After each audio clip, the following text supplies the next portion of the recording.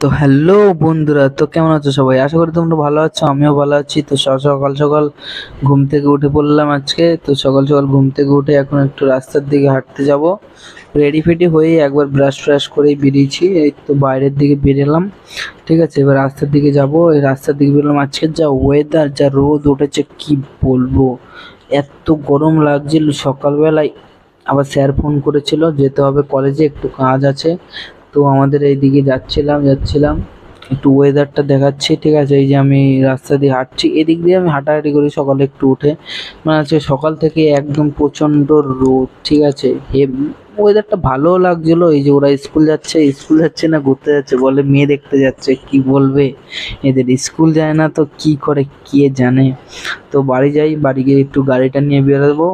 গাড়ি নিয়ে বেরিয়ে পড়েছি, এবার যাব কলেজের দিকে। তো ওয়েদারটা দেখো, সেই সুন্দর আমাদের